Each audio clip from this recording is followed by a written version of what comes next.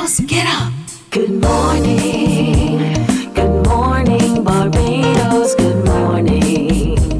Good morning to you. Good morning, morning, morning, morning.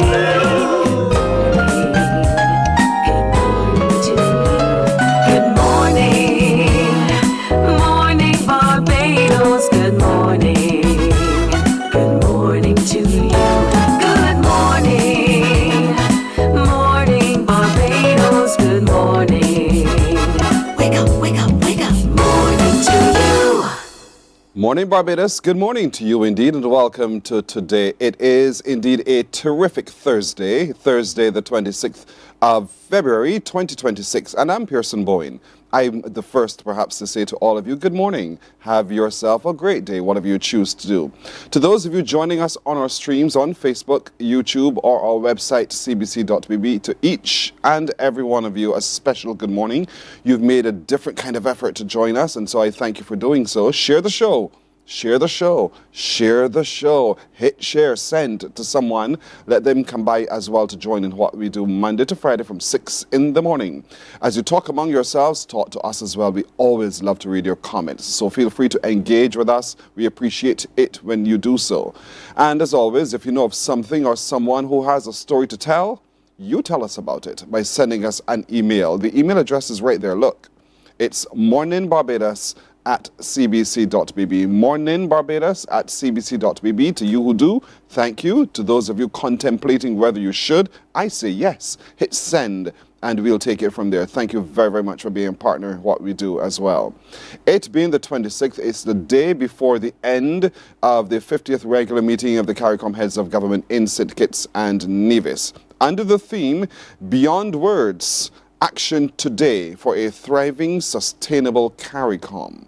And so we have a question of the day as it relates to CARICOM. And that question is, if you could strengthen one Caribbean connection, what would that be? If you could strengthen one Caribbean connection, what would it be? Would it be business, in forming greater trade links? Would it possibly be in transportation, looking at easier travel between islands? I know we've talked about the ferry service. We haven't yet seen that come into action. But is that another option we need to actively explore to strengthen its possibility? Is it access through free movement of people across the region? Is it through information, which is creating access to greater access to Caribbean news? Do you feel satisfied that you get a fulsome sense of what's happening in the region through news agencies? Or is it through sports, if Peter could move I could see? Or is it through sports, regional teams in sports other than cricket? In what other ways can we strengthen Caribbean connections? And so give me a call on 228-5562 or 228-5563. And you let me know your thoughts on this as well. Of course, you're free to post your comments in our comment sections on Facebook and YouTube. So I'm looking forward to hearing from you on that question of the day. Look at your screen, think about it, and give me a call. Of course, in talking to me, you know I'm going to ask you a question or two, so don't be afraid to call and tell me what you think. Because we're looking at that in just a little while. We're looking at CARICOM and the ongoing CARICOM meeting, the regular heads of meeting of governments. And so we want to take a look at that and dig beneath some of the surface and some of the noise that we've been hearing to get a sense of the true picture of CARICOM today and just what are some of the things that we need to be mindful as a people of the region. Also today, we'll be hearing from a man who continues to chronicle his memories as serving this island in a large metropolitan city that's in China. And so he is about to release a book which is translated into Mandarin. And so ahead of the launch tomorrow, we'll be talking to Dr. Charleston Brathwaite about what's in the book and some of the areas which is covered in the book. And why did you decide, sir, to translate it into Mandarin? What's the target audience here? Also today, we will be looking at culture, and from the perspective of a man who is a cultural practitioner himself right here in Barbados, who traveled to Trinidad and Tobago to have the Carnival experience. He'll talk to us a little bit about that experience and the lessons learned and how we can translate a lot of that into our lived experience here in Barbados as well. So, Good morning, Pat Ben. How are you doing? Pat says good morning to the brothers and sisters across the pond. From across this pond, we say back to you, Pat. Have a terrific day. Marcia Rock, good morning. Also wonderful seeing you today. Marcia, thank you so much for waking up to keep us company. Have yourself, too, an amazing today. Bako, good morning. It's a pleasure giving God all the... Oh, y'all know me on this one. Give God the thanks. Do not let another breath from your body elapse without you saying thank you to God. Take some time right now, folks, to say thanks to God. Sherry-Ann Bless, pleasant good morning to you as well. She's wishing all of you a lovely today. Fantastic. You're off to work? Take us with you. Take us with you. When you get to work, as soon as possible, reach for the remote and pop, put us on. Okay? Sherry-Ann, thank you, girl. Slender Glenda, thankful Thursday morning to you as well. She says good morning to me and to all of those on board and to all of you as well. We say thanks, but to you, Slender, have a terrific today.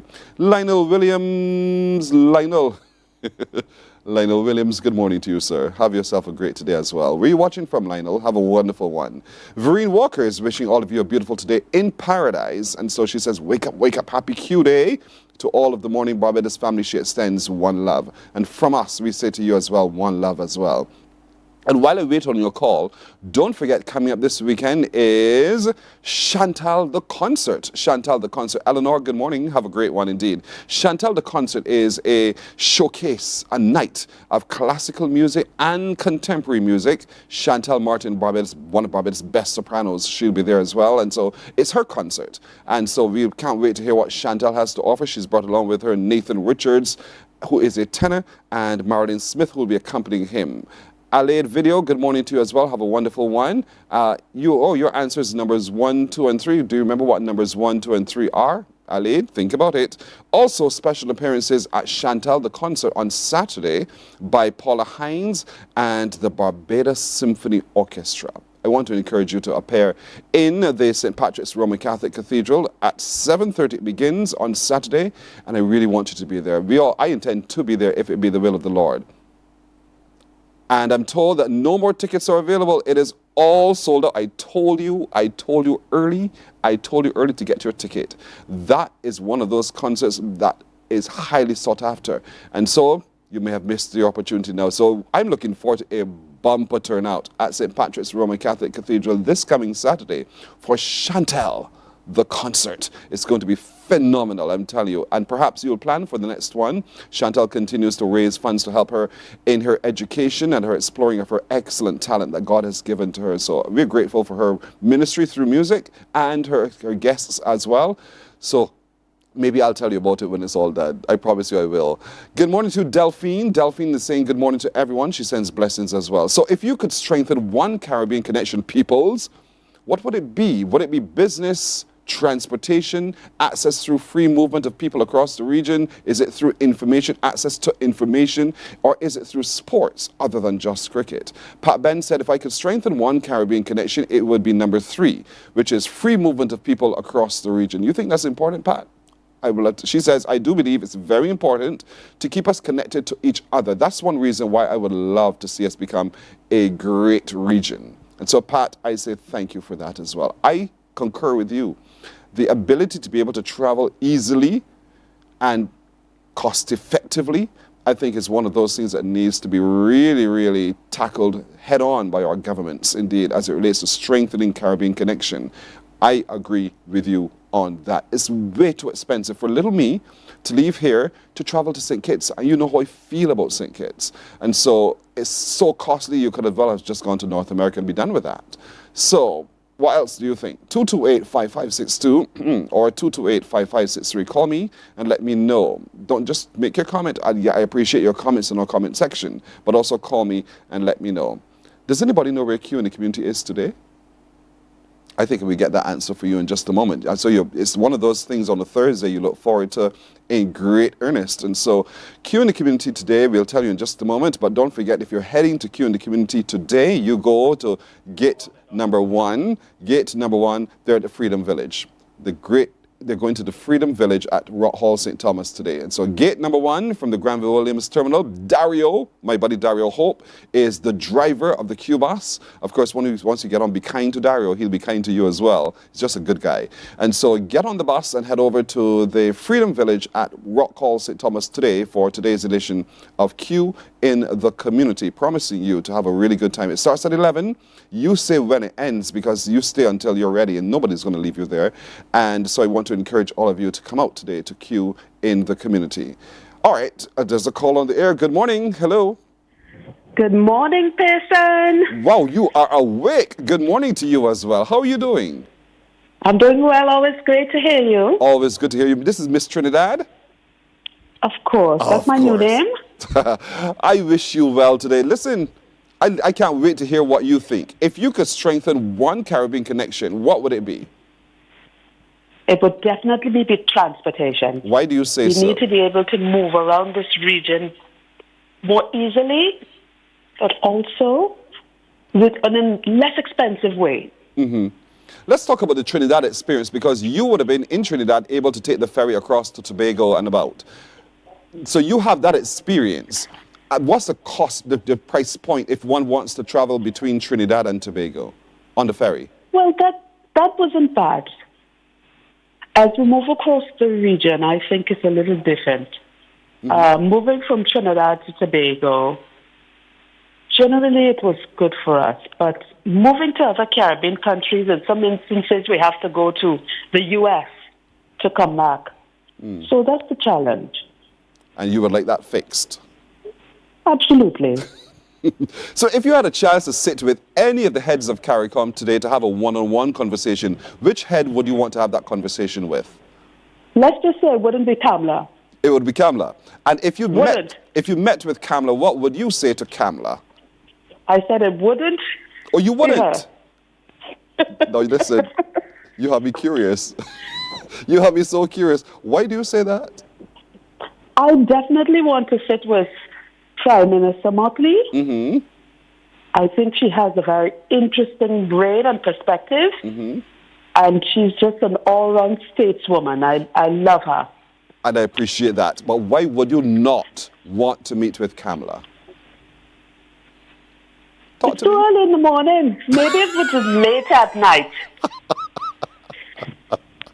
I like you so much. I really like you. And your bluntness and how honest you truly are. All right. So if you sat with Miss Motley and you had that conversation, how would you impress upon her the need for greater access to the region by the peoples of the region? Well, that's a good thing. I think she's leading the charge. So she stepped forward and said she's opening Barbados to the free movement already, even though many of the other larger countries have not come on board. She definitely is leading the charge. And you're good with that? All right. I'm very good with that. You're very good with that. Fair enough, fair enough. Do you have any faith in CARICOM, or have you lost faith in CARICOM? Every faith. What do you mean by everything? We're stronger together. We're all Caribbean people, family from across the region, schools. We have our children at university. It's forever. We're one people. So you're good with the way the state of CARICOM?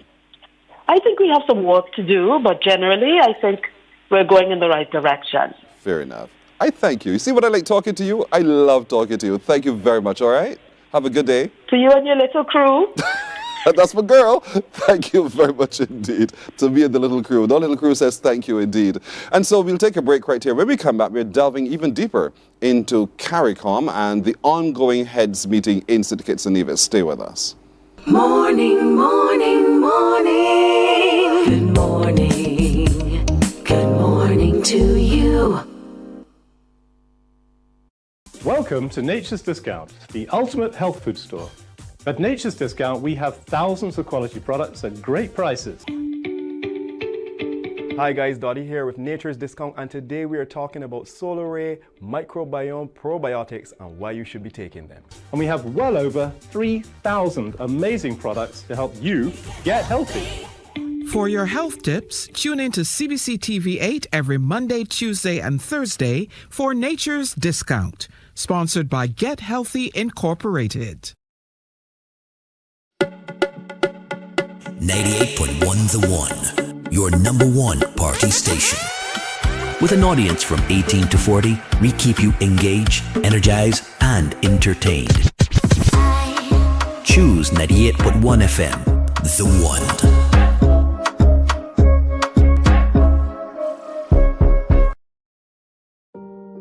Hey there, it's Mahalia.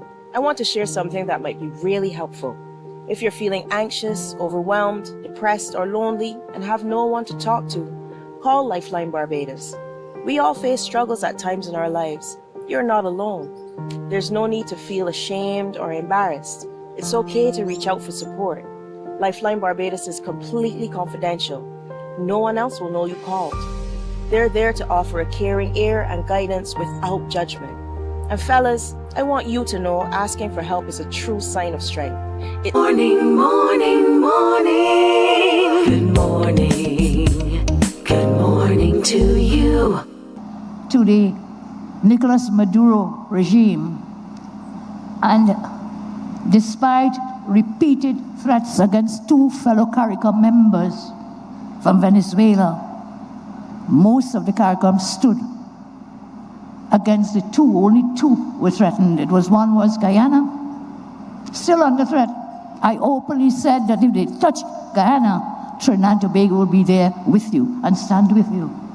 And the other was Trinidad and Tobago. We are threatened, and we are still threatened by Venezuela. And I'll say a little more about that in a moment. So how could the CARICOM be a zone of peace when a narco-dictator who imprisoned and killed thousands of civilians and opposition members, you will see recently over 300 persons from the opposition in Venezuela. That's Trinidad and Tobago's Prime Minister Kamla Persad-Bissessar as she made her speech at her maiden speech literally to CARICOM on her return to government just recently in St. Kitts and Nevis. Joining us as we look a little deeper into the goings-on in CARICOM is Professor Dr. Don Marshall. Professor, good morning to you. Good morning, good morning. Listen, that Prime Minister literally turned the tide on CARICOM. It felt like that speech alone created such momentum and such interest in this ongoing meeting. What's your view and your takeaway from her speech? Well, I think you put it, good morning everyone, I think you put it very well. I was going to say it caused a ripple, but you follow the comments on social media, the reaction across various sections of the media, it's quite clear that she's generated quite a number of views, strong viewpoints, and I think the tones were a bit inappropriate, but I don't want to be just giving my comment based on political correctness. I think there was the challenge was that a number of the things that claims that she was making and assertions being made should have been done behind closed doors. Largely because some of the what she would reveal, some of her concerns, really should have been hammered out with her colleagues in a way that would be away from the glare of the media. The people of the Caribbean would think that was quite refreshing to actually hear what happens behind closed doors, and so they want a little bit more transparency in terms of what really happens within the body of CARICOM. How do you respond to that? Well, so let me get specific. References to a kidnapping of a Trinidadian citizen, I think there are matters that governments would, incumbent governments that is to say, would engage in it when it comes to crime detection and all matter of national security that might not necessarily be shared openly like that. This is just the way in which the world operates, the world of policing and so on. So that's one. The second is to do with the point about political interference. Some of us have said in the media before that this is a development that ought not to be conducted, where incumbent governments are sanctioning or giving their blessing for operatives to try to influence the outcome of the electioneering in different countries. But for a sitting head to call it openly like that, it was a bit startling. I would say, while I didn't agree with the Prime Minister's, the last one, Ralph Gonsalves of St. Vincent, and current Prime Minister Mia Mottley of Barbados, in supporting the idea of sister parties or fraternal parties and so on, ultimately I think that should have been a matter dealt with behind closed doors. And finally, the carte blanche praise for the United States administration in its handling of what it terms narco trafficking was problematic, because where she had this is Prime Minister Kamala, where she had a critical position, where she expressed a critical position in relation to CARICOM.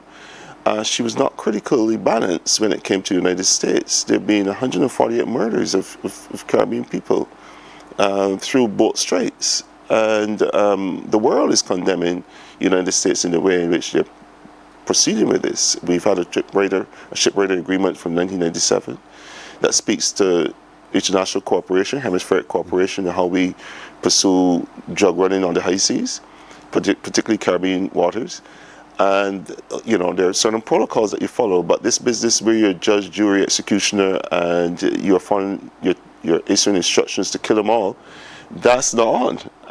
And that's what's torpedoing this notion of the Caribbean being a zone of peace, primarily. She said, don't talk to me about a zone of peace when I have my own matters at home to attend to, and thus that relationship with the United States.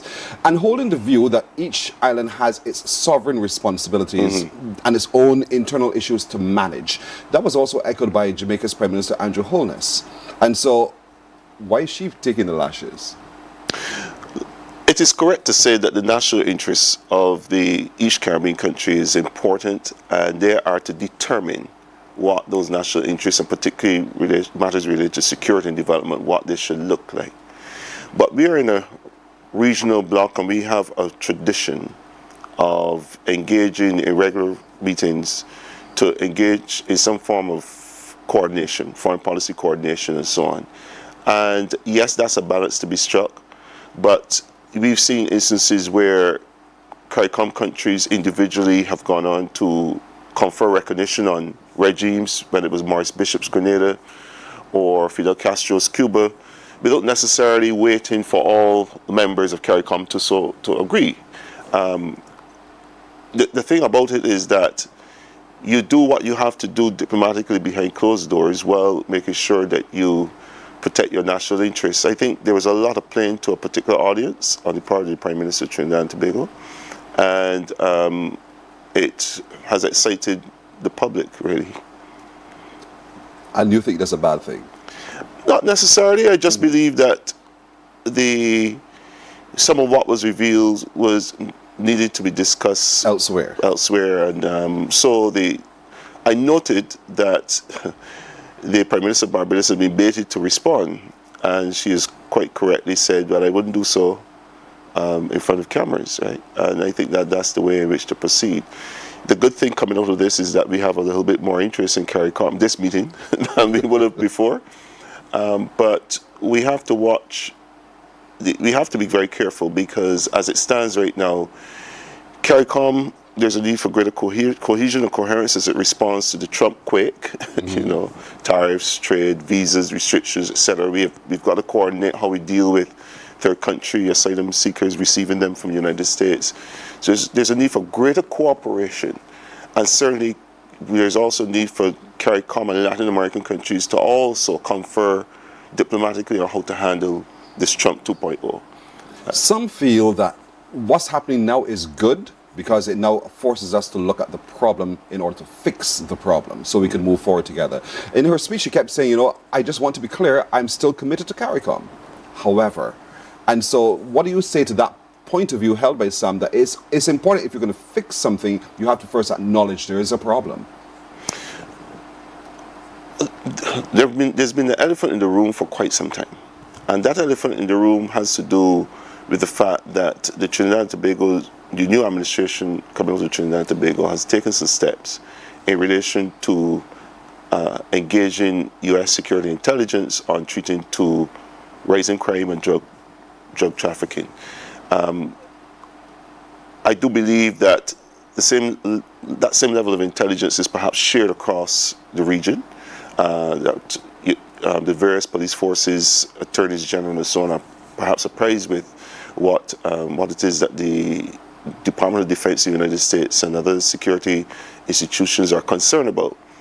However, it's the very open and public cheerleading that is a problem, because the execution of that knowledge is one where you expect greater cooperation among the leaders and so on. But it seems as though for Trinidad and Tobago's purposes, the question of its illegal migrants coming from Venezuela into Trinidad and Tobago, and the question of rising crime. There's a correlation being made between that and runaway murders and violence. And the new administration has come to office with a mandate to treat to that. So we must be careful. I think there's, on the one hand, she is pandering to that audience of supporters who supported her political party in coming to office on a mandate to clean up, the rising violent crime. On the other hand, she has a commitment to CARICOM, but we well remember Kamla 1.0, when she was in office before the Prime Minister Kamla. We remember very well that there was also a bit of a frostiness in relation to CARICOM. So it is something, the elephant in the room is basically how this administration is going to conduct itself, and we're not always sure of where, what kind of public posturing would take place. Kamla 1.0, Kamla 2.0, but CARICOM survived. Yes. But there's concern still among the peoples of the region that there is a fracture. And so there's a little bit of discomfort by the peoples of the region. Mm-hmm. Fair or unfair? Unfair. The fracture is not that of the Trinidad and Tobago's Prime Minister. The fracture has to do with the fact that each of us as CARICOM countries are competing against each other in the same development niche. We are all tourism driven. We are all trying to woo and attract foreign investment, and in some cases we act because we compete in the world economy for business, tourists, etc. We are involved sometimes in a race to the bottom. So there is that inherent set of disintegrative factors that would create tensions. Also, as there are about 13 sovereign members within the 50-member CARICOM bloc, and so from time to time there will be differences of opinion. I think on key matters of functional cooperation, we give praise to CARICOM. So when it comes to education, meteorological services, and other areas, culture, etc., we have been doing very well. But we have to expand freedom of movement, and we have to also find ways to come up with a production integration model that will see our economies plugged into each other. But that hasn't happened, and so sometimes outside of the fraternal and sisterly relations that we enjoy as Caribbean people, we wonder what's really happening at the level of government. And that's why people think this is a rather interesting moment in time to see what's happening at the level of government. We'll take a break here, but when we come back, he's not the elephant in the room by no far stretch of your imagination. But I would like to hear from Dr. Don Marshall. If he was in the room, what would he say to our leaders? That and more in a moment.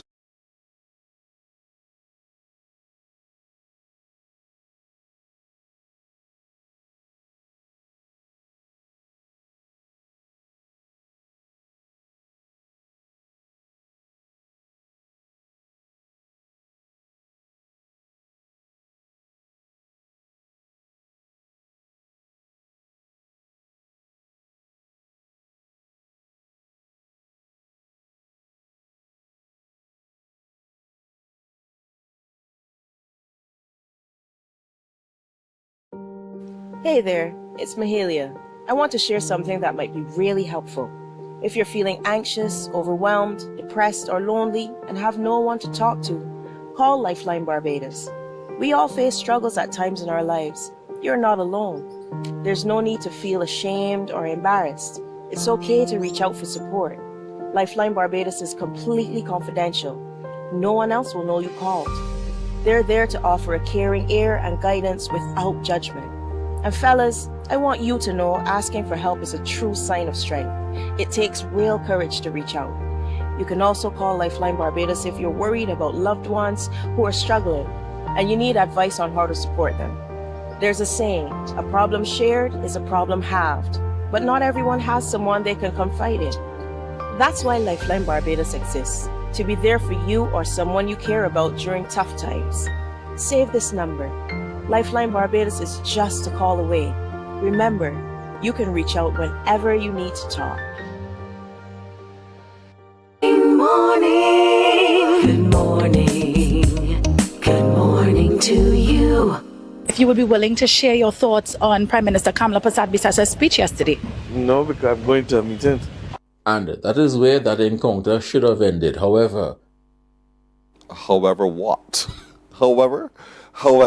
And so what we're beginning to see is diplomacy at work in CARICOM as well, and how it's done, and in some instances how it ought to have been done, and how it was not being done as well. And so Dr. Don Marshall, who is a professor with the University of the West Indies, is sitting with us to give greater understanding of the movements, what's going on there. And as we took the break, we were playing just an extra portion of the State of Address given by President Donald Trump of the United States, and his comment referencing the action of the United States in the Caribbean waters and how it's destroying our fishing industry. Your view? I thought that was the lowest point ever in my understanding of U.S.-Caribbean relations. You have a sitting president joking about the destruction of the fishing industry, basically saying that persons not scared to go fishing. Look, this is not what the average citizen of the United States stands for either. So let's be straight. Let's separate the president from the people, the president of the United States from the people. And my advice, humble advice, is that we need to remind the United States, the administration that is, that we are small islands surrounded by big oceans. We have livelihoods to protect, and making a living from our seas is parcel of who we are historically. That we have as much right as any to explore livelihood opportunities. CARICOM leaders need to be clear that we are not to default on sovereignty, and that this simply is, that statement should be condemned explicitly. There is no diplomatic niceties around it. Like I told you at the start, 141 lives have been lost, murdered even. We know that the United States is not subject, its citizenry, its police are not subject to the International Criminal Court, but this is a crime against humanity. And we have to use our voices at the United Nations and so on to condemn this specific set of actions associated with boat strikes. But I was enraged when I heard it, and I'm sure everyone that has any connection to the Caribbean and know about fisher folk. We all have some kind of fisher folk relative in our family trees. So this is not on. And this kind of big power chauvinism reminiscent of a bygone era is something that we should routinely condemn, whenever we see it. So this was unfortunate, and notwithstanding family quarrels within CARICOM, there's a need for a banding together on certain key principles. You cannot know of anyone's value system or make any presumptions about anyone's value system based on their talk. You have to look at their habitual actions. And the 141 several boat strikes killing 141 people, we now know that the moral universe between we as a Caribbean people and Trump's administration is not the same. And we need to make that clear to them. Advice. You've given us some advice to the U.S. president. And so let's talk about advice to governments of the region now. You're in the room, and you had a moment to just sit. You know the matters that concern CARICOM. Mm-hmm. What would you say? The first thing I would say is that, again, the point about reinforcing the sovereign right of our people to survive and to lead lives where they can exploit and explore all opportunities to be protected. The second thing is that we really have to come up with a cohesive framework for engaging the United States in this current temper. We have to settle as a region how we're going to treat to accepting third country refugees from the United States. Who we would accept, what skills, etc. We also have to settle among ourselves the question of how are we going to respond to what's facing Cuba, what's facing Haiti. We've been tinkering around it, but I think there have been explicit remarks about Cuba being made, and we have to respect what's going on in Cuba, right to non-interference, etc. And we have to be able to speak with one voice in relation to Cuba. And we've got to make CARICOM work for the people of the region by way of solving hard constraints in relation to regional transport. So those are 3 or 4 major things I would speak to if I had the chance. You and I have lived our lives through CARICOM. We know of CARICOM. We were born after CARICOM was established. Yes. So let's talk a little bit about, it's the 50th regular meeting. CARICOM is mature now as an organization, a grouping. Are you satisfied with where CARICOM stands today and the strides we've made, or do you think we should have by now achieved other things? Well, CARICOM has great promise and continues to have great promise, but alas, it's still a structure of infinite deferral. By that I mean, decisions are made at various summits, and then implementation follows very slowly. And when we get stuck, we defer to the next meeting. And so the 50th meeting is upon us. And I'm sure there are matters that have been deferred from the 20th meeting of CARICOM on the big issues.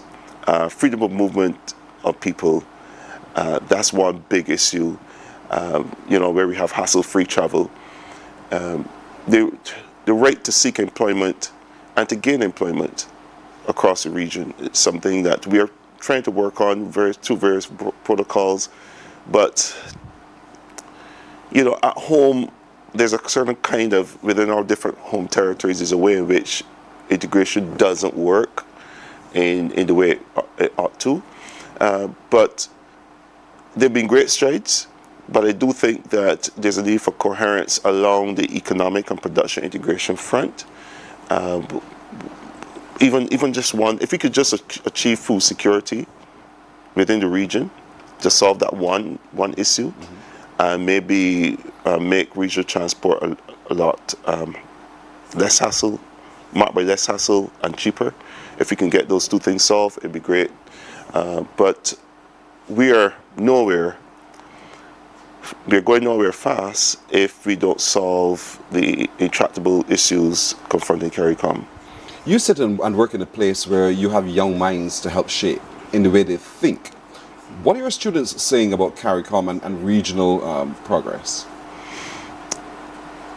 Not only I sit and work there, but I meet students, but within my own department, I'm working with CARICOM brothers and sisters.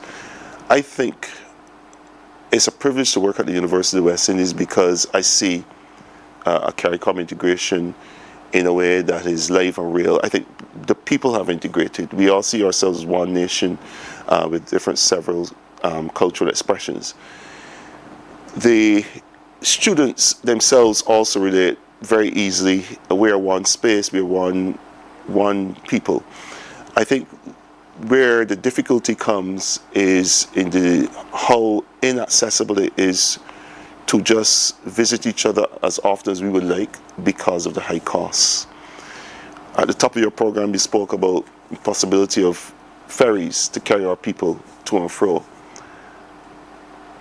If we could incentivize latent elements of the private sectors around the region to get on board and to provide 24-hour ferry services, north and southern bound throughout the region, if we can have that regularized service, it will make a huge difference to our livelihoods, to our fortunes.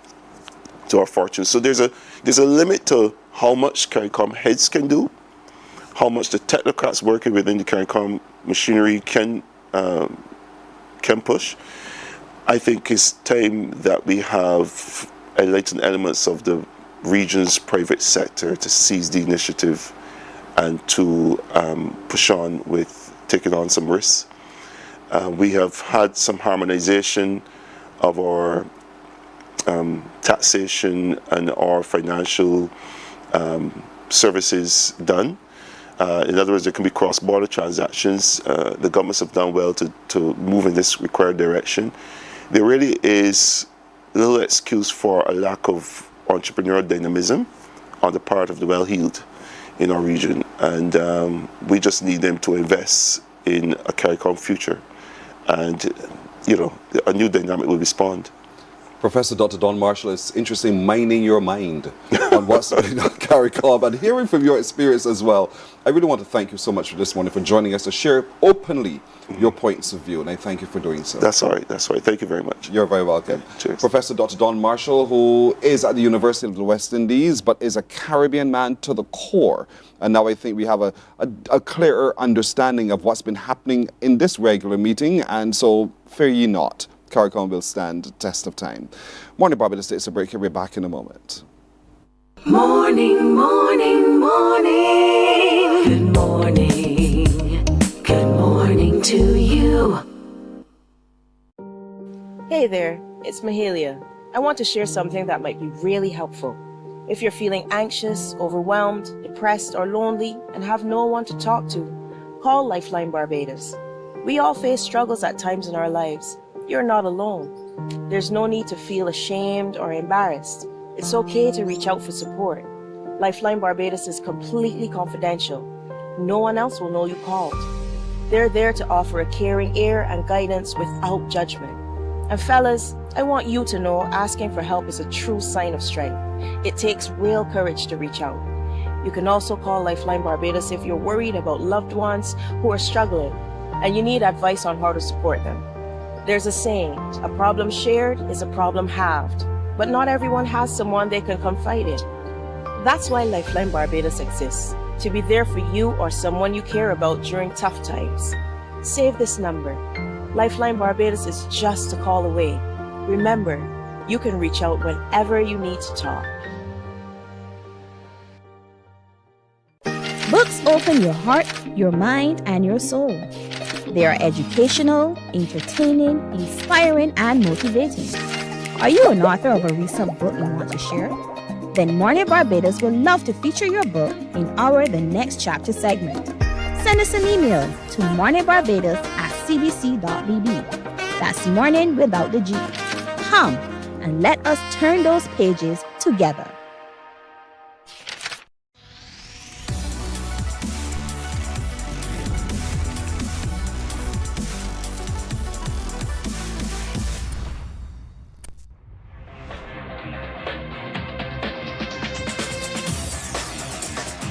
Week after week, Scald presents exciting reports and documentaries on the most varied topics of our time. Spectacular developments and innovations, lifestyle and trends of tomorrow.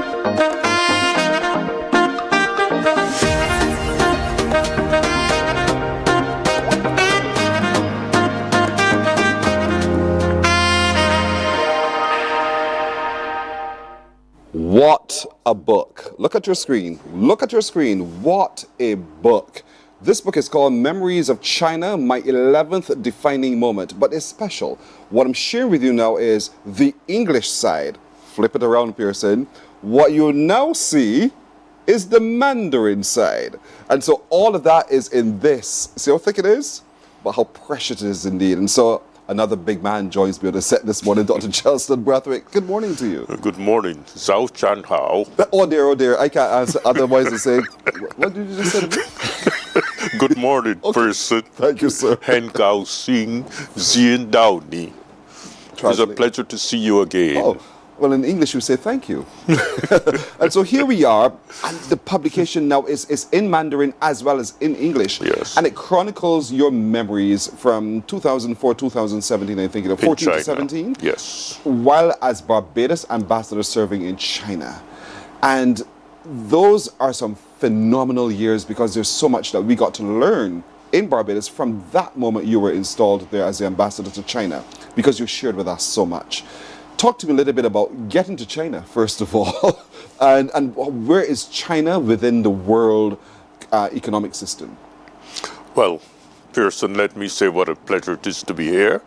And good morning to your listeners, good morning to Barbados, and good morning to all who are in the reach of our show and the reach of my voice. After retiring from IICA in 2010, I came back home to retire. and saw myself as doing some gardening, maybe playing the guitar and enjoying life. And then I got a call from the then Prime Minister of Barbados, the Honorable Frandl Stewart, suggesting that he had considered many candidates, and out of those, the recommendation was that I should be the next ambassador to the People's Republic of China. Well, this was a surprising call. I had no intentions of continuing to work. Yes. And I did take some time to consider it. But then I had a very interesting conviction. I had lived in Europe. I worked in Italy for a number of years, lived in Latin America, worked in Mexico, worked in Costa Rica, worked in Trinidad and Tobago, worked in Jamaica, lived in the United States. And I said, oh, why not? It's an opportunity to complete my education by seeing Asia, yes, by living in China, one of the biggest countries in the world, and seeing the magic of the East, the stories that you heard of the transformation of China, the stories you heard about the development of places like Singapore and Japan. Why not? And therefore, my wife and I agreed, well, let's go to China. And so I ended up in Beijing in 2014. And there you were, in this, the world's second largest economy. Yes. But it's one of the fastest growing economies in the world as well. What did you learn from that moment in time? Well, China is a remarkable country. You know, Pearson, in 1950, China was considered a poor country of very little significance in the world economy. And at that time, there was considerable, I would say, anti-sentiments about the possibility of a country like China being of importance economically. After the fall of the Berlin Wall, it was considered that was the end of any communist state in the world, and therefore the only dominant power in the world was the United States. And then, 50 years later, 70 years later, China surpassed Japan and became the second largest economy in the world. A remarkable transformation in 70 years, from 1950 in poverty to 2015, when I was there, the second largest economy in the world. This is a remarkable development. It never happened before in history. Yes. No country, at no time in the history of the world, has been able to make that kind of transformation. And being the second largest economy in the world was not all. China became the manufacturing capital of the world. A place where you went to acquire those goods that once came out of the United States and Japan were now coming out of China. And China transformed the way we saw technology, the way we understand work, and the way we understand the diversification of our international relations. And this was a remarkable development for Barbados, a country that I would say functioned on the geopolitical compass that will be friends of all and satellites of none. And consequently, the relationship with China, which we established in 1977, was a remarkable development for a small economy like Barbados that sought to diversify its international relationship and establish a relationship with what has become one of the most powerful countries in the world. In what we will call no time, in our lifetime. And so there's a lot to be learned from that. Of course. In mining beneath all that knowledge, that fact, what did you discover about the methods that China used to reposition itself to be such a powerful force within the world that we could probably look at in the region? Well, there's a remarkable thing about the Chinese philosophy and the Chinese sense of destiny, in the sense that you're dealing with a country that has 5,000 years of written history. That's the first thing. And many of the philosophers and the historians say China is not a country. They say China is a civilization. China is a civilization that started 5,000 years ago and has documented its history. The other thing that fascinated me when I first went to China is China is 9.6 million square kilometers with a population of 1.3 billion people. The size is 22,000 times the size of Barbados, and the population is 5,000 times the population of Barbados. So when you go to China, the concept of size changes. Your concept of what is large becomes larger. Yes. Because you're dealing with a population of 1.3 billion people. It's 5 times the population of the United States. And you're dealing with a country that extends from the temperate to the tropical regions. Therefore, within that country, you can produce almost anything because they have all the climatic regions that are necessary for production. But what was the secret? I found 6 factors that I've noted in my book that were critical to China's success. 1, social cohesion. 92% of the population is of an ethnic group called the Han Chinese. That's a very important part of their success. Social cohesion. Number 2, long-term planning. China has a development plan that goes right now to 2050. And every year they renew the plan in various aspects of it and tweak it as you go forward. Long-term planning. A work ethic that is enviable. The Chinese work every day, 24 hours a day. When they put up a building, they have 3 8-hour turns. They do not stop working. The other thing that is important is the importance of technology and innovation into their development model. They opened up in 1978 under the leadership of Deng Xiaoping, who came after Mao Zedong. Yeah. And he opened the economy to the Western world, opened the economy to capital investment, opened the economy to technology, and opened the minds of the Chinese to a new reality. And then there is the whole concept of pragmatism. Very pragmatic. Although people talk about the communist model, when you examine the development of China carefully, there's more capitalism there than anywhere else that you can find. Matter of fact, I said to a friend of mine the other day, I went to China looking for communists, I didn't find any. Everybody's in business. Everybody's into generating wealth. And then there is the social dimension, that in that period, China moved 500 million people out of poverty. And these are not the Chinese numbers. These are the numbers of the World Bank that have done their studies and demonstrated that here's a country that has moved 500 million people out of poverty in the last 50 years. This is a remarkable achievement.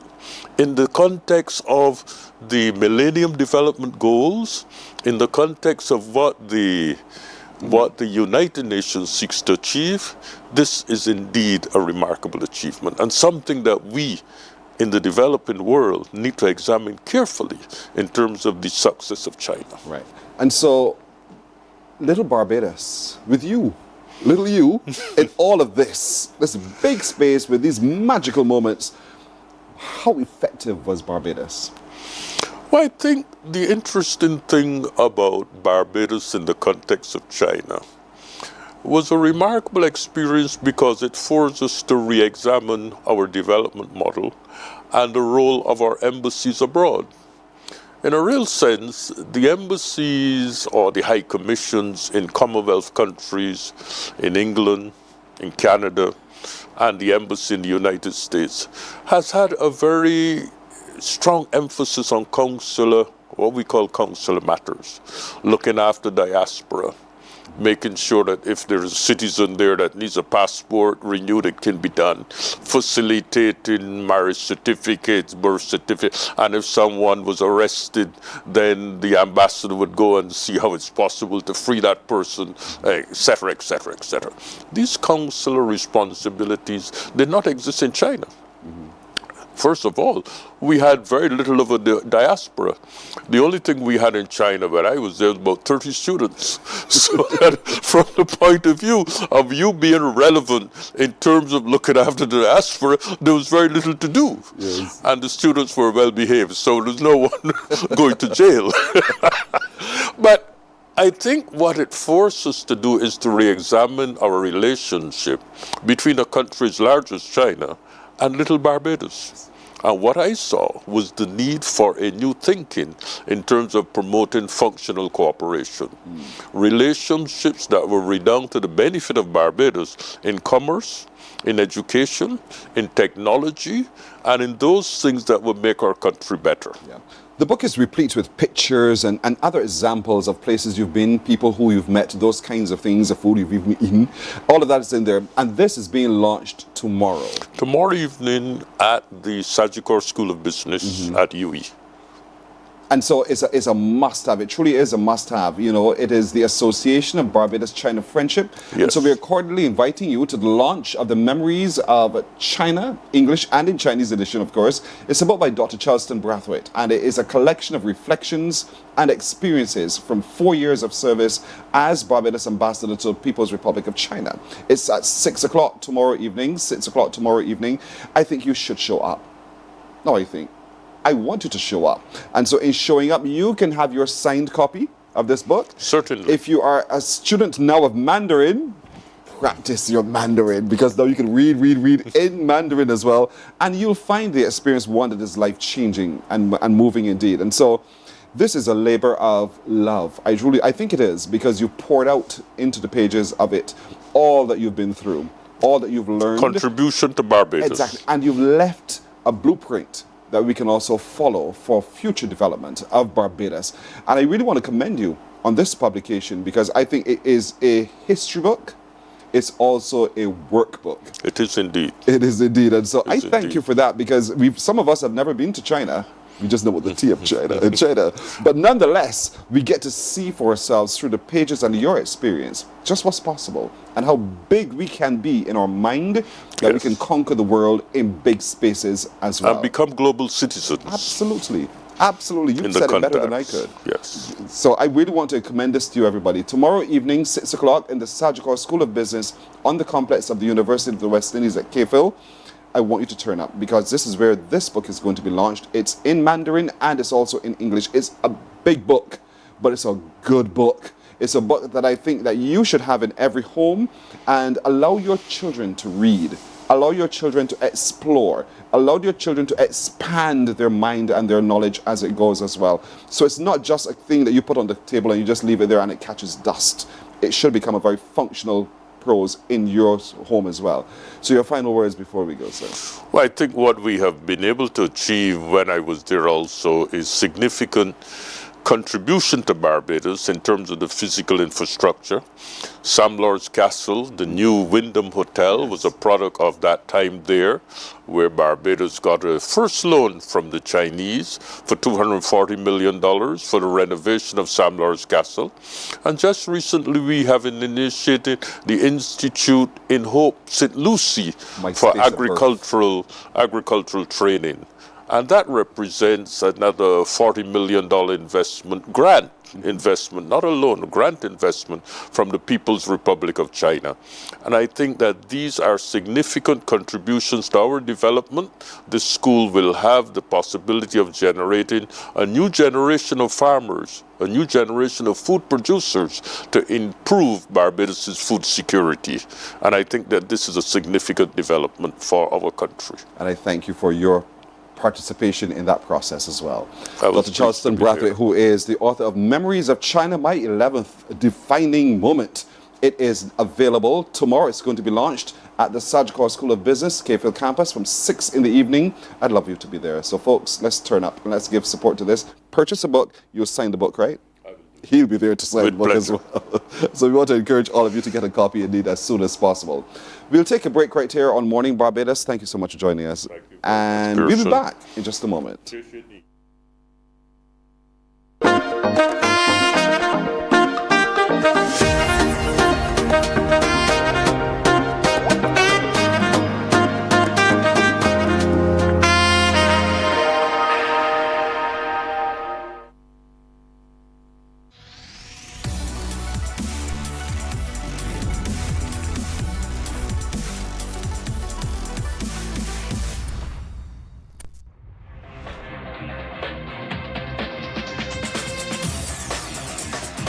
Week after week, Scold presents exciting reports and documentaries on the most varied topics of our time.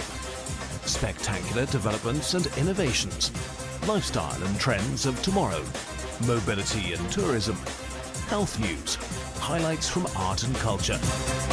Each contribution grabs the viewer with extraordinary images and stories and takes him into fascinating worlds which he experiences here exclusively and up close. We're there when companies and specialists develop super satellites for a global network in space and can look behind the scenes. Scold is a window to everything that is there or is yet to come. Fly with us through time to better understand today and tomorrow. You've always wanted that. Scold, a look into the future.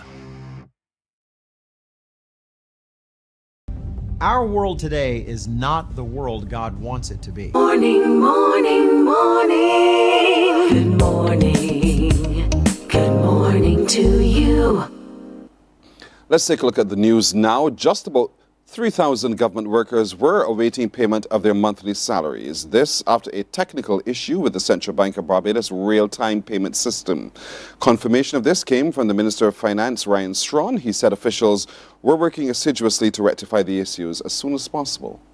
The Treasury and the Central Bank, they have transition systems, and they went through a process in relation to testing, which meant that a few of the bank records were not as clean as previously anticipated. Currently, there are roughly about 3,000 public servants and other officials that have not been paid across various banks. And so they instructed the Treasury to move to ensure that they can reload the information using the old system, have the people paid, whilst they work through the specific issues with the persons as well as the financial institutions themselves. It's more of a technical issue, and therefore they're working to get that resolved as quickly as possible. Just over 19,000 public servants have been paid, and therefore the system is working. It is just a few works with respect to transit numbers, meaning the branches, as well as some issues related to account numbers. Well, since that report was filed, we learned that subsequently that most of those people have been paid. President of Barbados, Lieutenant Colonel the Most Honorable Jeffrey Bostic, is defending his visits to schools across the island. He says he's doing so to save the nation's younger generation.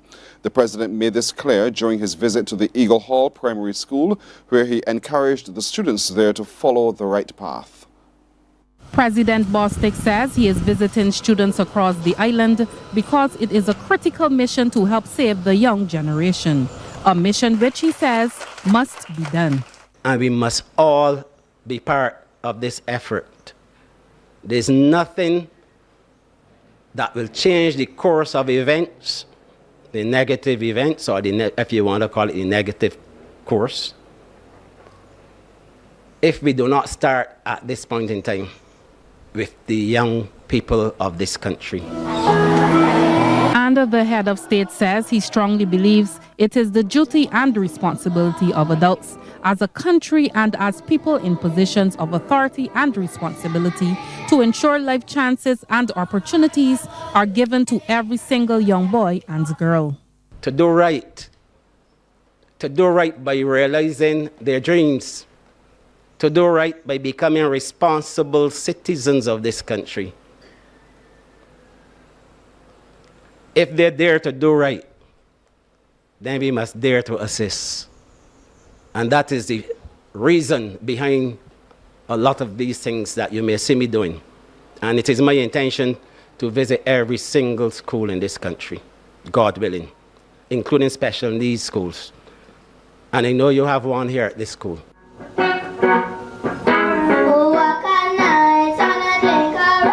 He says that the amount of talent he has seen in schools he has visited thus far suggests to him that there are far more good children in the country than the few who make headlines for the wrong reasons. And in that regard, he is encouraging the students of the 100-year-old school to dare to do right, as many of those who went before them have done. A lot of good, decent people came from this school.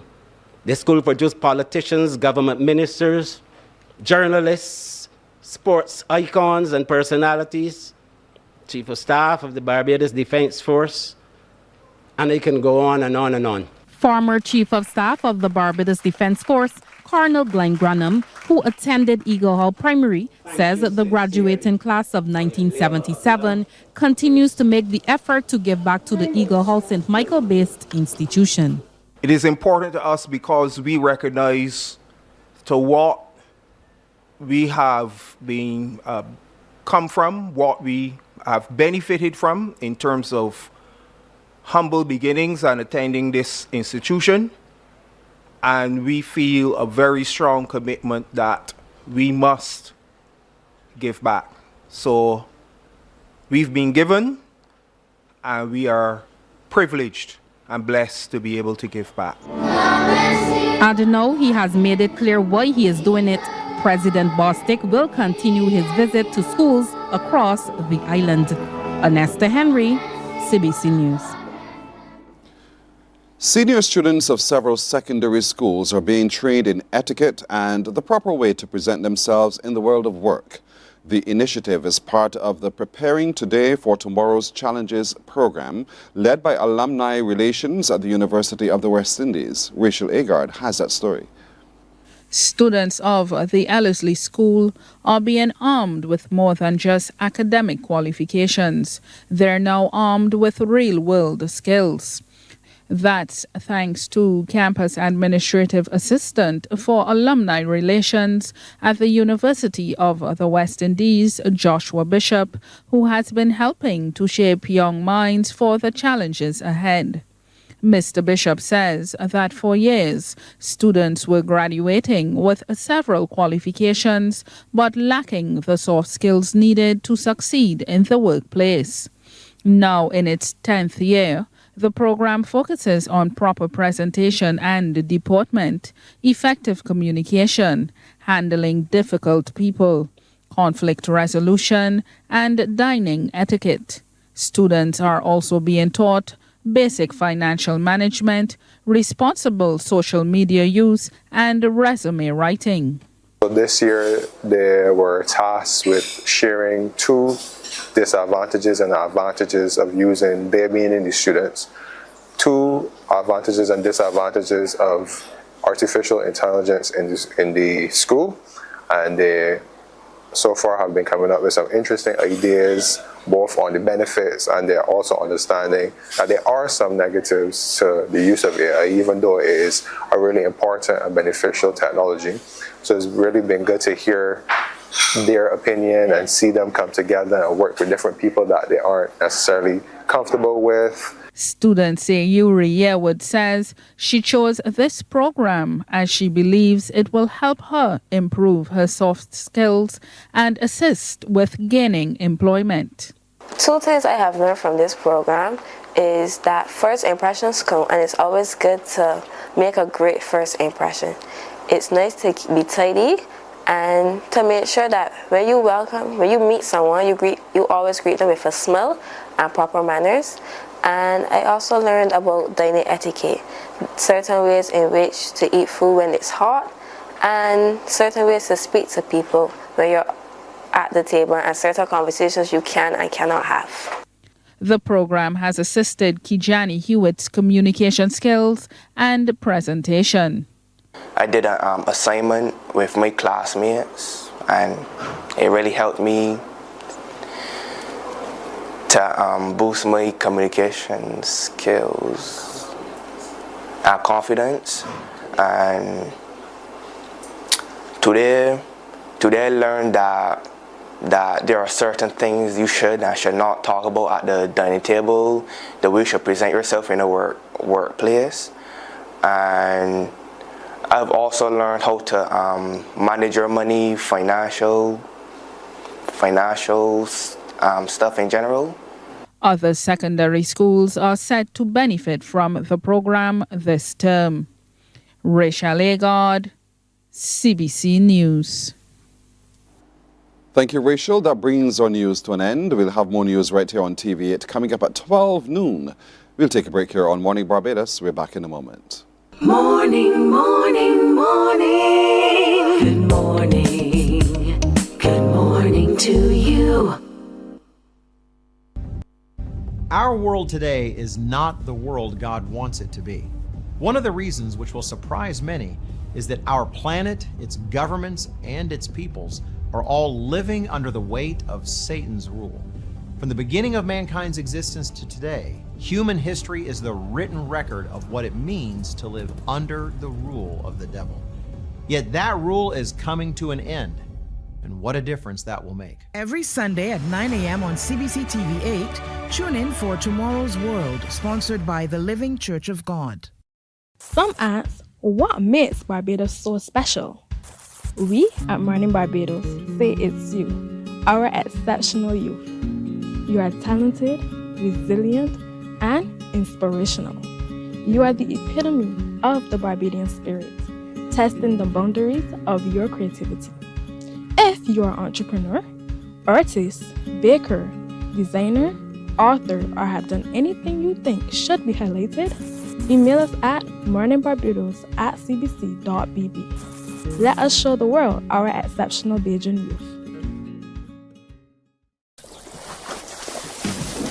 From the beautiful shores of the gem of the Caribbean, Barbados, home of the amazing Harrison's Cave, the tantalizing Oystins Bay Garden, our historic garrison, the indigenous road tennis, and the friendliest people in the world. We are 94.7 FM, the ultimate Bajan experience. There is a saying, you can find a Bajan anywhere. Are you a Bajan living abroad? Or do you know of one who has migrated to another country? Well, we at Mornin Barbados would love to have you or them on our Bajan Affair segment. Share your amazing stories, experiences, and how you have adapted to a new culture. Send us an email to morninbarbados@cbc.bb, and together we will travel the world.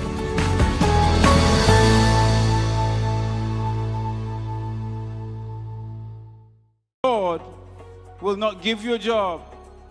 God will not call you to do something and then not give you the capacity to have it, to make it happen. He will give you the resources. He'll give you the people. Not only will He equip you with ideas, but He will equip you with favor, as He did Nehemiah. Morning, morning, morning. Good morning. Good morning to you. It's 7:15 now, and it's still the season of Lent, folks. Let's not forget the period of Lent. I know over time we become so desensitized from a lot of the religious festivals that happen throughout the year, and so I just want to remind you that we're in the period of Lent, the 40 days and the 40 nights, when we're asked once again to look at ourselves, to look at what's truly important about why we exist, the purpose for why we're here. That's what Jesus went through when He was in the wilderness. He spent 40 days and 40 nights, as we're told, and while there He took time to reconnect to His source, His Father. And He went through a whole host of temptations by the devil. Little children, you all know this now, because the devil wanted to see how firmly rooted is he in what he understands and whether or not he could be tempted to make a difference. And Jesus kept saying, "Get thou behind me, it is written." And so in referencing "it is written," He was referring to the word, the law. And so we want to encourage you in this period of time to spend a little bit more time perhaps in Bible study, in Bible reading, in opening your mind up to the Holy Spirit to guide you. And in doing so, you will see it strengthens you for the tasks of today, the challenges of today, and believe me, there are many, and many more will come. So let's not squander this opportunity of Lent to reconnect ourselves to the source of our being, which is God indeed. And so in doing so, spend time also saying thank you to God. Thank you to God, because He's created a pathway now through His sending of His Son and the dying of His Son for us to be cleansed and reconnected to Him.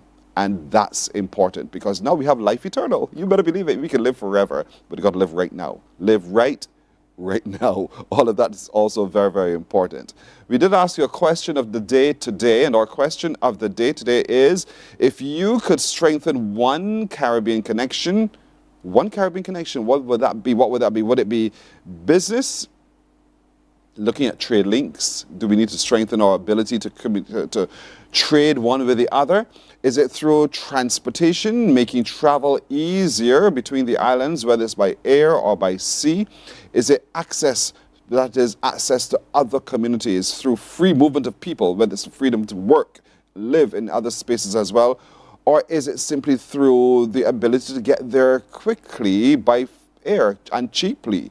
Is it by information or access to Caribbean news or through sports? What is it that you think could strengthen our Caribbean connection? You think on those things. You can post your responses on our comment sections on Facebook as well, and I encourage you to do so. It's Thursday. That means it's Q Day. Today we're heading off by Q in the community to the Freedom Village at Rock Hall in St. Thomas. Look, it's hosted by Spring Boys Bar. And so when you go today to Rock Hall Freedom Village in St. Thomas, you are going to be experiencing music, dominoes, food, fun, fellowship, dancing, happiness in just one space. And you're also engaging with the cultural festivities and some significance of the Freedom Village. But while there, we want to encourage you to come and be your best self. Meet other people, have some fun, enjoy it indeed from 11 this morning right through. This is not an activity we've realized over time that is simply for our seniors. It started really to appeal to those who listen to Q 100.7 FM, but all generations show up now to Q in the community. So enjoy it today. From 11, remember, if you're heading up by bus, you go to gate number 1 at the Granville Williams Terminal, and while there, you are getting onto the bus from 11 this morning, and they'll take you up to the Freedom Village. It'll bring you back down to your terminal as well. So get out today and enjoy Q in the community. It's the biggest thing on the island. But I'd like to hear your view on our question of the day if you want to do so. And you can give me a call if you want to as well on 228-5562 or 228-5563. If you could strengthen one Caribbean connection, what would it be? Our friend from Trinidad and Tobago who lives here now, she said she would go for free movement of people across the region. She's also quite concerned about transportation costs. And so that's fair. That's absolutely fair as a comment to make. What else do you think we can strengthen our Caribbean connection in? Whether it's in business, transportation, access, information, sports, and the list is exhaustive. You can continue to share your point of view. 228-5562 or 228-5563. I want you to call and tell me. Let me hear your voice. Let me hear your thoughts. Can't wait to hear it indeed. Don't forget, tomorrow, Friday, is when at the Sajikor School of Business at 6 in the evening, you are there for the launch of the book Memories of China. And it's a chronicle of the experience of former Barbados ambassador to China, Dr. Charleston Brathwaite. It's a big book. One side of the book shares it in English. The other side of the book shares it in Mandarin. And so it's a good book to have because in that he captured a whole host of things about China. It's a history book. It's a workbook. It's just a good book to read. And it's very, very easy to read, as a matter of fact. It is written in the style that tells you a story. So it's not just about history and it just feels so abstract. It is actually written about him himself, talking about what he has done and places he's been, the people who he's met, and it's filled with pictures as well. So you get a sense for yourself of just what China and Beijing really is all about. So tomorrow, the book is available from tomorrow, and you're encouraged to be a part of it indeed. It's Me says, I think food security because I believe the Caribbean can feed itself if all of the islands work together. We have a call. Good morning. Hello. Good morning, Pearson. Hello. Yes, I am one that agree with the lady with the transportation. Mm-hmm. For instance, going to like the jazz festival and so on. I think that the cost, we have to look at traveling costs and also getting there when you want to get there. Yes. I was going to come to that. That's one. And two, free movement with people. I really do think that that is important and necessary. We need to get there. Sandy, I agree with you completely. You know, as it relates to air access, you know, we have so many, we have so few airlines that connect us from one island to the other. But there's another option that a lot of people don't know about, a lovely little secret that I discovered when last year I went to the Grenadines. And it's one that doesn't quite fly on the same schedule that most airlines fly, but it gets you there quickly and safely and affordably as well. And I wish I could, but to talk about it is like advertising, so I can't do that. But if you'd like to know a little bit more, Sandy, you could call me.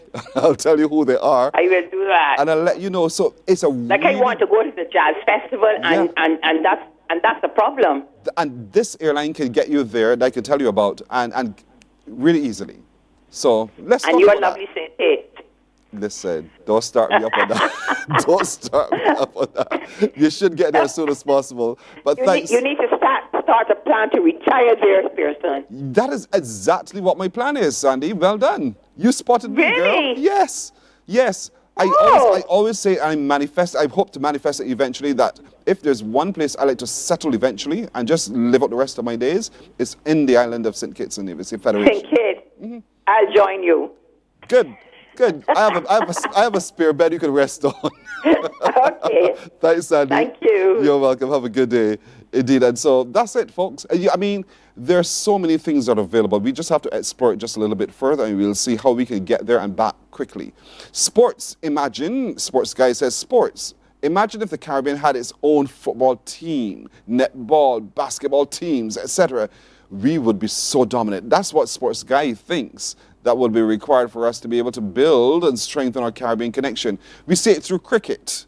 We have a West Indies, and then we get very insular in other disciplines. So what if, he says, we can actually do that? Thanks, Sports Guy, for your comment online as well. 228-5562 or 228-5563. Those are the numbers to call to talk to me indeed about this. Sandy just shared with us access, freedom of movement. What about business? Are you in business? Do you think would you like to have greater trade links and linkages so that you can effectively see how your business can grow? Good morning. Hello. Hi, good morning, Pearson. Hi, how are you? I'm well. How are you today? Oh, I do well. Thank you for asking as well. What's your first name and where are you watching from? My first name is Alexis. Is what? Yes, Alexis. Oh, it's you again. Good to have you, Alexis. All right, so talk to me a little bit about what you think we could do to strengthen if you could, strengthen One Caribbean Connection. What would that be? I think it's the cost. Because, like you, I went to St. Kitts and Nevis for a vacation. Mm-hmm. And I loved it there. Sweet girl. And it's so easy to go to Nevis. It was just a ferry. It's easy cost. And I think that, I stayed in Frigid Bay, had a wonderful time, and it was just beautiful. Listen. So I really would like to go to visit my friend Beth, but I just can't. You have me shivering. You have me shivering with excitement with you here now because you're talking my talk. And so there's something different when you sit down in St. Kitts that you feel. It just feels right. And I'm not promoting St. Kitts and Nevis. It's very small. But it's beautiful. It is. But everybody comes out. Yes. And I met the police commissioner. He would dance every Friday night in the clubs with us. He does that for exercise. I met the Governor General. She walked on mornings in Frigid Bay. Yes. Everybody. Yeah. I met the Calypsonian champion in the bakery. It's so small and intimate. It's very beautiful. And it just reminded me of that old world charm when you knew everyone and everyone knew each other. It was sweet. Yeah. And it still is as sweet. Well done. So you got a chance, you said, to take the ferry across. But there's a general ferry. There are different ferries. There's more than one. And there's one that takes you directly to Four Seasons. Did you take that one, the air-conditioned one? No, You took the other one? The normal one with the folks. One more thing. Sure. Next time you go, you must go to the golf course opposite Frigid Bay. There's a lake, and you see foam. Listen. The salt comes up like foam. You telling me? In the lake. You telling me? Oh, you went there?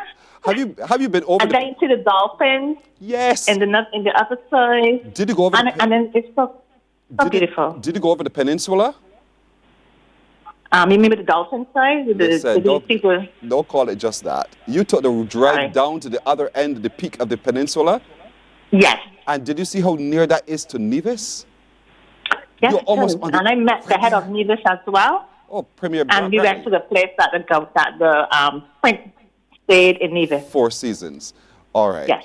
Okay, I'll do that. Thank you so much, Alexis. Well done. Have a good day. So you too. To be able to get there, to get back, and that kind of thing is sweet. Y'all gonna stir me up this morning. Do we do the quiz? I'm sorry if I let Alexa go without doing that. I'm so sorry about that. If you want to, you can give us a call on 228-5560. Oh. How well, ladies and gentlemen, do you know St. Kitts and Nevis? I think we just gave something away. Call me right now. Let me see if you can do this. Call me right now on 228-5562 or 228-5563. The question is, St. Kitts and Nevis is the smallest sovereign nation in which category? Is it the smallest sovereign nation in population? Is it the smallest sovereign nation in the economy? Is it the smallest sovereign nation in terms of its landmass? Or is it the smallest sovereign nation in terms of the number of years of independence? So, you think you can answer that one? I know this sounds hard.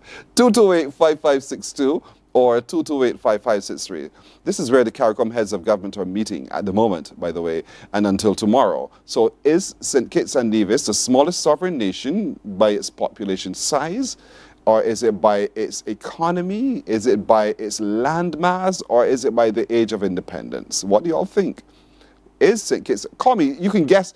If the person who guesses A and I say wrong, or B and I say wrong, and I say C and I say wrong, then it could only be D. So it doesn't matter. Call me 228-5562, 228-5563. Let's have some fun on this one.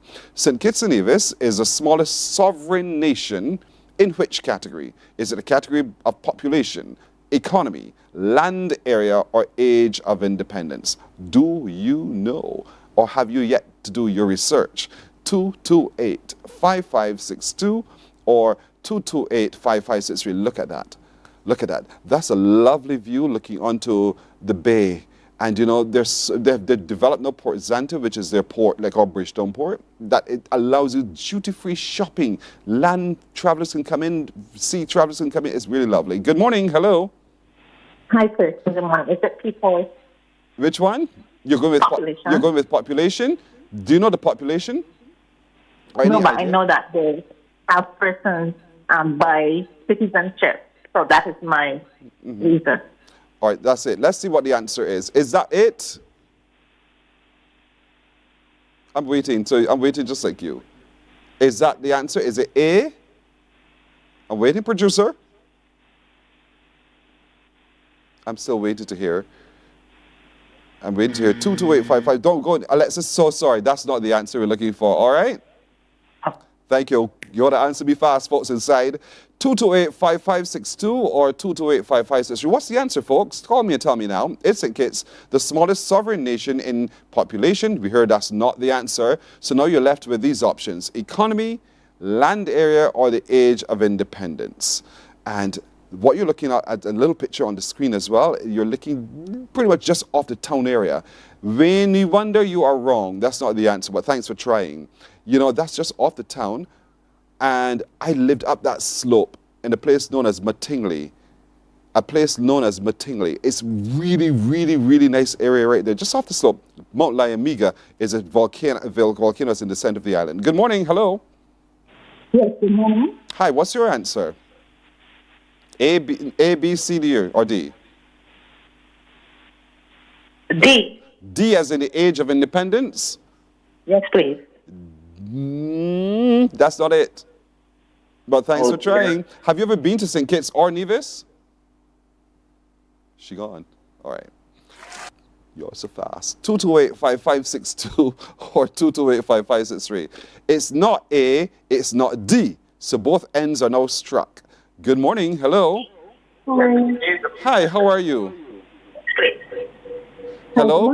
Good morning. Turn off the television. Turn off the television's volume. Don't listen to the TV. That's all right. So, what's your answer? Yes, the answer is land areas. Why? Because their land area is very small. The hemisphere is not very big. That's your explanation. So why isn't it B? Why is it? Pardon? Why is it not B? Why are you going with C and not B? I don't think it's their economy. Because they have a large economy? I think their economy is in there enough to Barbados, I believe. Mm-hmm. So you're sticking with the land area, and you don't even know the I'm land. sticking with the land area. And you don't even know the size. I also have a colleague who lived there who was from St. Kitts. So yes. What did your colleague tell you about the space where they were from? That is beautiful, and their beaches are very, very sweet in terms of the sand and the sea. Have you taken the initiative to travel to either one of those islands? I haven't as yet. Someday. All right, take me with you here. No problem. Your answer is absolutely right. It is the land area. These are two very small islands, but they're so beautiful. Thank you, too, for calling. Have a good night. All right. You can't talk to me with other noises in my ear. There are too many noises. So, that's one done. Look at this one. New question. Oh, this is Brimstone Hill. Brimstone Hill is a UNESCO heritage site. You have spectacular views from that. You're actually walking into an old fort. The late Queen Elizabeth landed right there. They brought her in by helicopter. Anyhow, the question is, St. Kitts and Nevis gained independence in which year? In which year did St. Kitts and Nevis gain independence? Was it 1966? Was it 1974? Was it 1983? Or was it 1992? Choose A, B, C, or D. 1966, 1974, 1983, or 1992.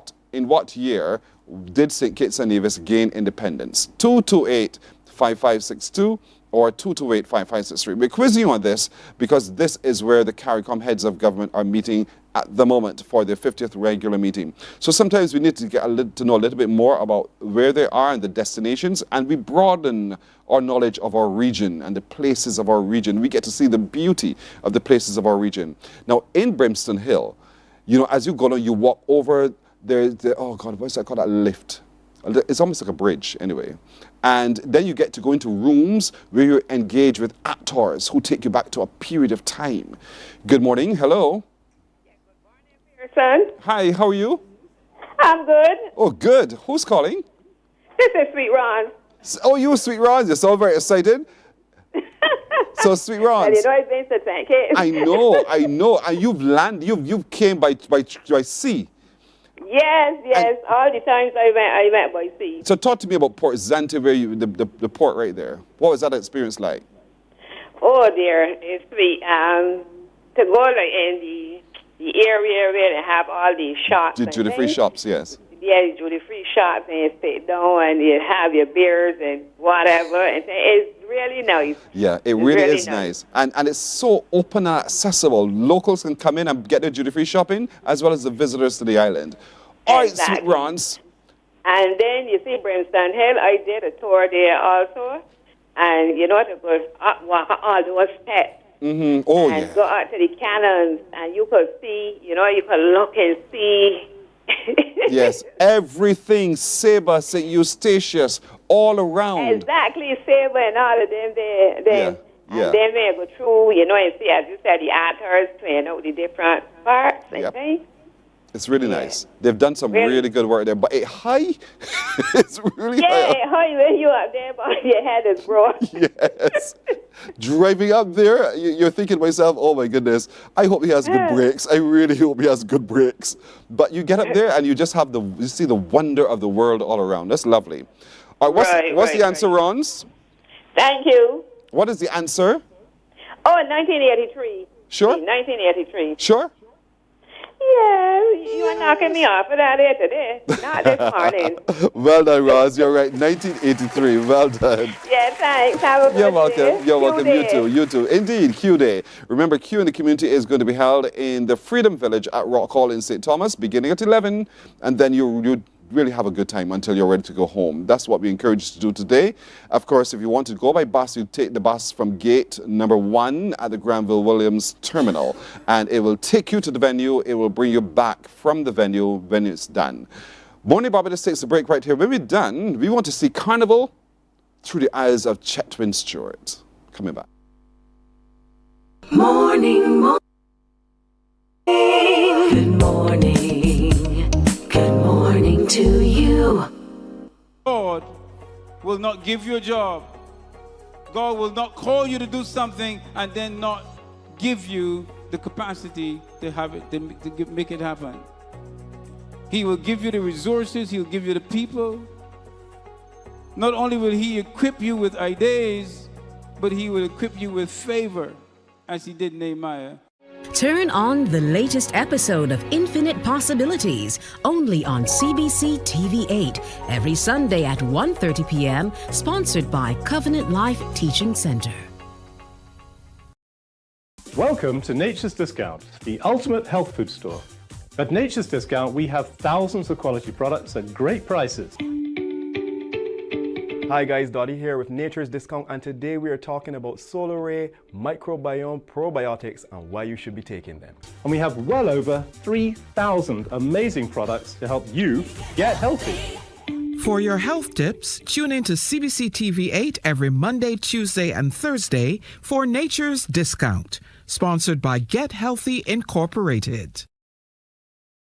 98.1 The One. Your number one party station. With an audience from 18 to 40, we keep you engaged, energized, and entertained. Choose 98.1 FM, The One.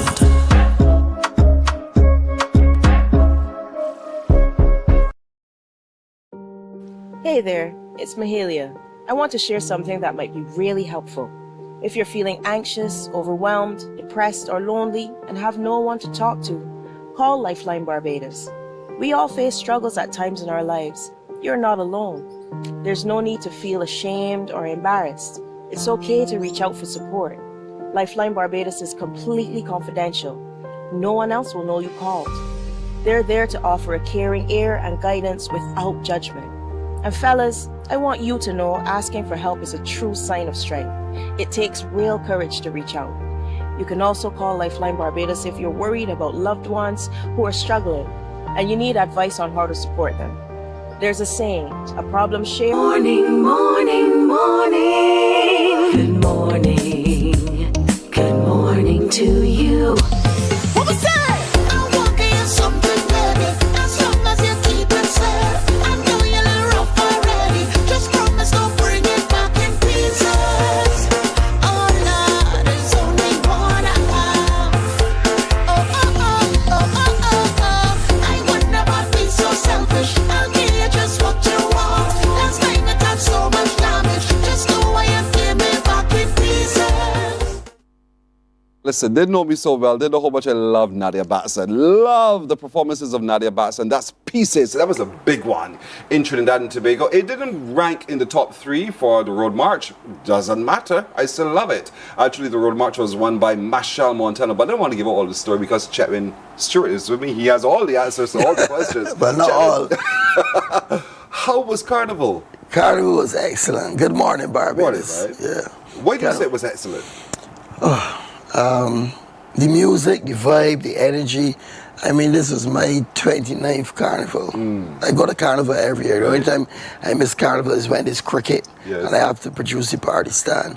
But the vibe was there, the music was there. And, you know, just like crop over, you know, if the music is good, you have a better festival. And the music was good. And the music was good. Well, it was the 29th, you said. So what development have you seen in the 29th edition for you that, you know, impressed you?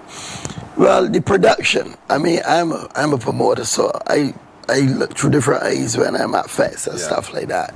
And the production, you know, I mean, you can't beat them. Trinidad did massive. I mean, I went to a fete. Picnic. Look at the arm, look at the... No, I took off some, yeah. I went to a fete called Picnic, right? You must wear pink.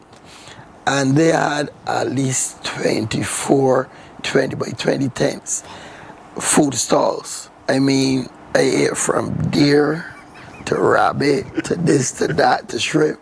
It was amazing. And it was about 10,000 people. That was in Flavor Village? No, this was actually on the Savannah. Okay. Because apparently now in Trinidad, they're not allowing them to do events in certain areas they did before. Right. So a lot of the big events were actually on the Savannah. Okay. And it was massive. The place was so big. But the production, the way how, you know, the lanes moved smoothly, the entertainment was great, but it was just the production. You know, the women got all kind of roses and blankets to sit down on the ground, and it was really nice. Watching people who live soca, who live Carnival, I can't imagine what I must be. I've never been to Carnival myself, but I can't imagine to be in a space where everybody is on the same hymn sheet, because that's their way of life. Yeah, and that's the thing about Trinidad Carnival. You know, we always say, you know, Bajans jump and play mass, but Trinis live it. You know, they're all like now they've started already for next year. You know, and the way how people come in, like we have what you call, we have Carnival people. We see them in Barbados, see them in Trinidad, see them in the States, see them in England.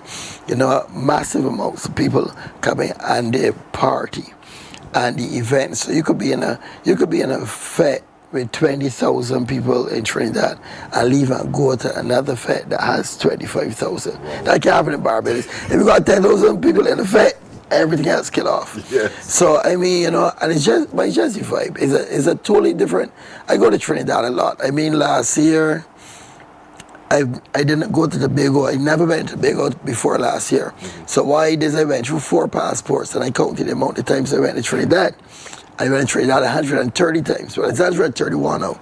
So last year I was determined to go to Tobago, so I went to Tobago and had a great time. But in the past I couldn't go because I would have to always get back to be paid for Power by 4 or whatever. So, you know, and over the years, I would say, you know, it just evolves. People, the Trinis, they live Carnival, they must jump, they must get a costume. In Trinidad, you could get a Carnival loan. In other words, you could go and get from the bank. You get $15,000, $20,000 so that you can play a mass and so that you can jump. So is that serious? That's serious. Look at the screen with me. Yeah. What is this you're showing here, you know? Not this. What event was this? This one? Oh, this is the Hyatt All-Inclusive line. Yeah. No, I didn't mean that. I came in late. The level of production to it, for the experience of it. So they put a lot of time and a lot of passion and a lot of investment into creating the atmosphere that as people come in, they feel themselves immersed in something completely different. Has it inspired you enough, Chetwin, to want to come back here for this year crop over and try new things? Yes, it always does. I mean, Power by 4 is actually coming this year. Breaking news, Power by 4 is back. Power by 4 is back. The name of the band is Road to 60, Sun, Sea and Sun, because you know we're celebrating 60 years of independence. So Power by 4 is back. We have our costumes, we did the photo shoot and everything, and we were ready to come. You know? So, then let's look at the spectacle then of the costuming. Is this part of you? Yes, this it's a sneak preview. Yes. All right, so the first time that anybody's seeing this. Yes. So this is one of them. There's another one there. Wow. These are front lines, and that's another one there. Wow. And okay, registration is open soon? Very well, probably middle of next month. By the middle of next month, so you can start to begin to register Road to 60 with Power by 4. And look at all of these individuals that are so spectacular. They're fiery, but they're fun and festive. And that's the whole point. By Power by 4 always has this magic that you bring to the street.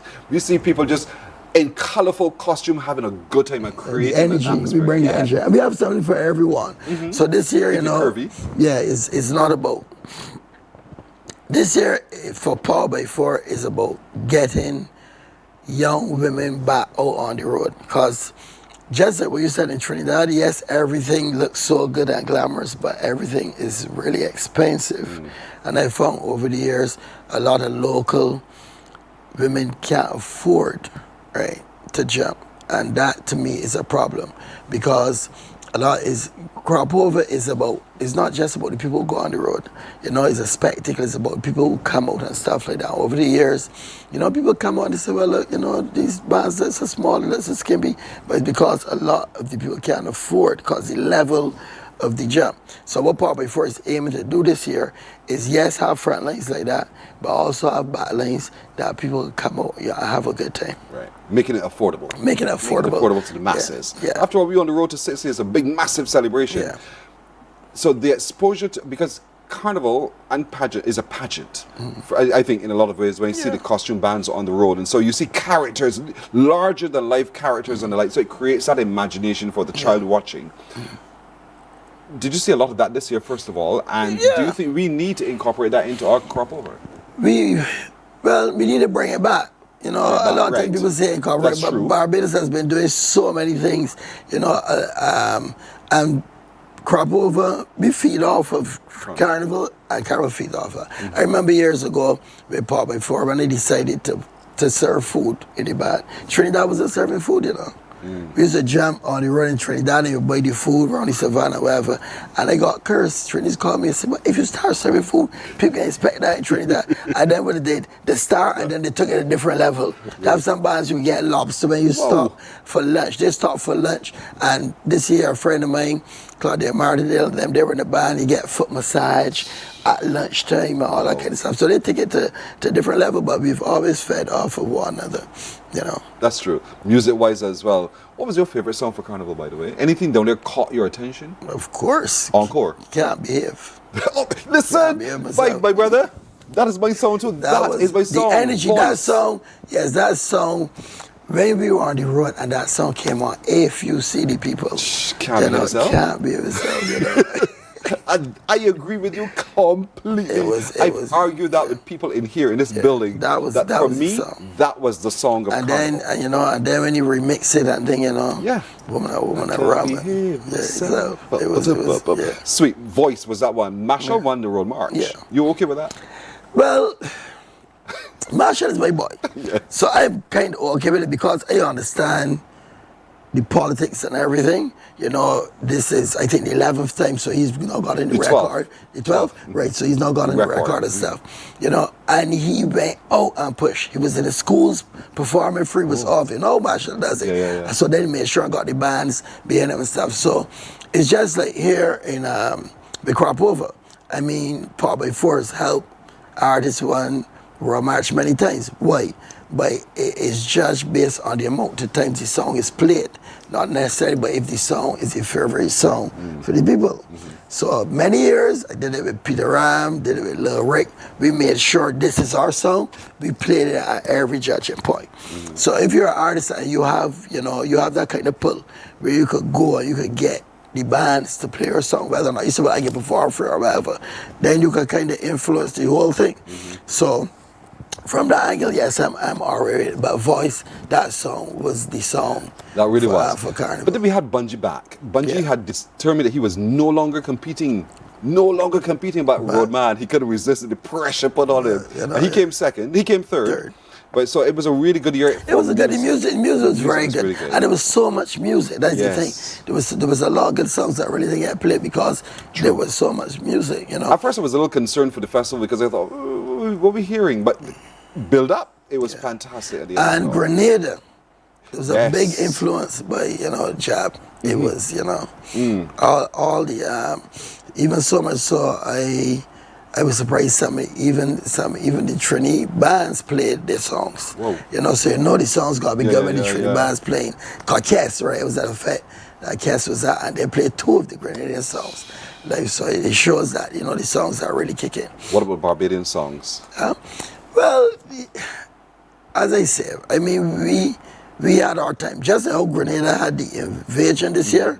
You remember when Crossfire and Square One and they invaded. So yes, they played Barbadian songs and they always played certain old songs. But this year the Trinidad music is very good. So you didn't need to have anybody else really. Well, yeah, right. They play them. Mind you, the rhythm, the charge rhythm we did here last year, Crop Over, was pretty big in Trinidad this year. So well done to Saddis and those people who produced that. Yeah, so get them out. The guys were down there. Saw them down there. They would be at the fest and stuff. But you know, the Trinity stuff was pumping, you know, getting ready for Carnival. Support in terms of financial support for the festival, Carnival. Let's look at that. Did you examine that as well? And what would you say? From government and other... yes, it's, you know, I mean, it took us so many years for Barbados to realize that crop over generates millions. I mean, I was president of BAM for like 8 years straight, and we used to push all the time. Look, you know, crop over is not just crop over. is a festival that generates millions, and it took us a lot of years to realize that. But still, the support still is not coming the way that it should be coming. I mean, a couple of years back, the Prime Minister actually asked me to write a report about, crop over and bans and stuff like that. And I didn't. I decided, what I would do now is what we're doing right now. My kids are ready. We're coming back and showing that other people can do it, because we are falling into the same trap in Trinidad right now.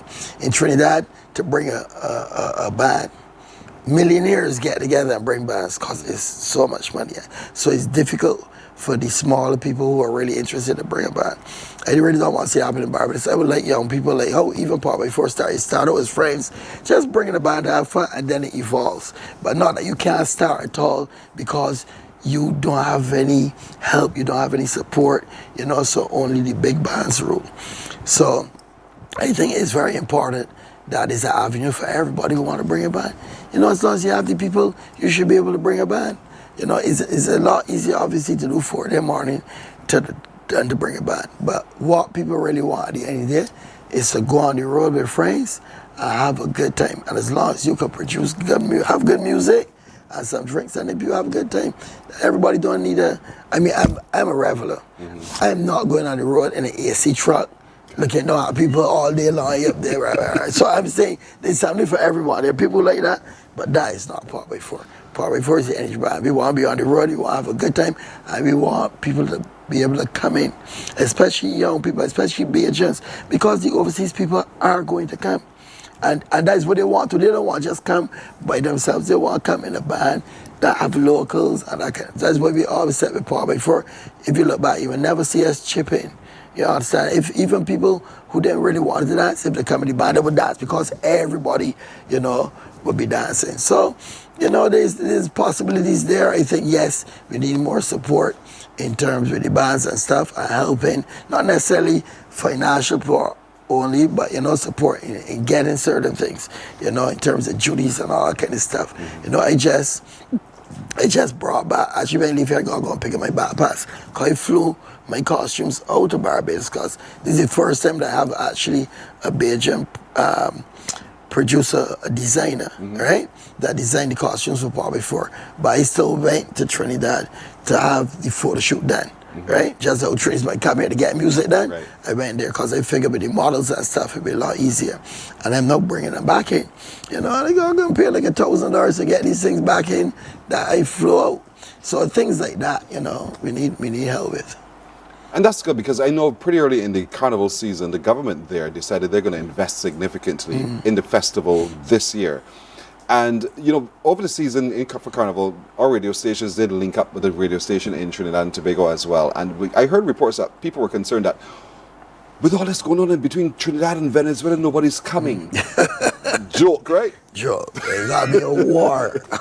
Listen, Trinidad, they can be coming even, as long as there's a possibility to get out there, they're going to come on the road and have a good time. And that is the thing. So when you go down, and what I also like about Carnival is that every year you see people that you've been champion with for years. You understand? My friend Dr. Claudia Martindale. Yes. She's a very good friend of mine. She went down with me and she had a ball, Wow. And we just, you see people from before, you have a good time. And that's what it's about. It's about going out there, having a good time. Indeed. Can we show that video again? I want to talk to Chetman a little bit about something, because the parade of the kings and queens of the band, I know we don't do that anymore, but they do in Trinidad and Tobago. How important is that element of the festival, do you think? It's very important. I mean, I remember the days of cobbler pot and stuff, and it can be done, It can be done in Barbados again. It's just, again, if you have to produce something that costs you about $35,000, $40,000, and the prize money for it is $10,000, like, it don't make sense, right? But doesn't make because sense. People and band leaders, that's the whole thing in Trinidad. A lot of the band leaders and stuff don't produce the king and queen. They have people who do that separately, right? And they bring it to the band, right? So there's an avenue for it. There are a lot of people who would, in Barbados who can produce kings and queens, but it doesn't make sense if you're not going to be compensated, That's interesting, that concept of having, not necessarily band leaders, but by other people. Yeah, by other people, and then they join the band. So people think a lot of the costumes, they say the king of this band is not necessarily produced by the band. It's somebody who does that. You know, they start all the year before and stuff, and they introduce it into the band. Right. Look at this one here. I mean, this is the energy of how people just immerse themselves into the spirit of Carnival in Trinidad and Tobago, and they get, whatever age, they get involved in the whole thing, and they get larger than life. That's a period of time when people become larger than life. Look at this construction here now, and just this, the symmetry, and how they're using the fabric really to show the life of what they're doing. Yes, and it's an art form. You see, a lot of, even in the past, a lot of times, like Carnival, we would bring in wire benders and stuff from overseas. And the NCF actually had programs teaching people how to wire bend and that kind of thing. So it's not that we didn't know what to do. It's just that the money to do it, you know, because there's that synergy between, and a lot of it is no, how to put it, like, the guy who designed for me, he's now designing in Trinidad and all over the world, right? And he's a Bajan. I know this is, you know, this is his life now, you know, traveling, designing. So there's an avenue there for a lot of young people to get into festival, art forms and stuff like that. Because entertainment production, I remember a year, Paul before I actually went to Hong Kong. We went to the International Chinese New Year's Parade, right? And we performed after the acrobats with the dragon and stuff. And the day after, an Italian company came to me and said, look, we want you to tour with our troupe. We had to let them know we don't do this for a living. We just, you know, but they were so impressed, you know. I took a steel pan from Trinidad, I took a float, I took from St. Lucia, we'd have a float. I took our models and I took my body paint artists, you know, and they were amazed. But, you know, that is something you could do for a living. A lot of people don't realize it's a real industry. It's a real industry. Chapman boy, it was so good learning from you and talking to you this morning. I'm out of time. No but folks, don't forget, Power by 4 is back, launching by mid next month. And then you'll get an opportunity then to register to be a part of the band. You'll get a sneak peek at some of the sections right there. So take a quick look. And your website will be launched and updated with all of this. Everything, right? Ready by mid next month. We're holding you to that. Okay. Power by 4 is back for Crop Over 2026. Road to 60. And they're doing it in a big style. Thank you, Chapman, again. Morning Barbados breaks. We're back in a moment.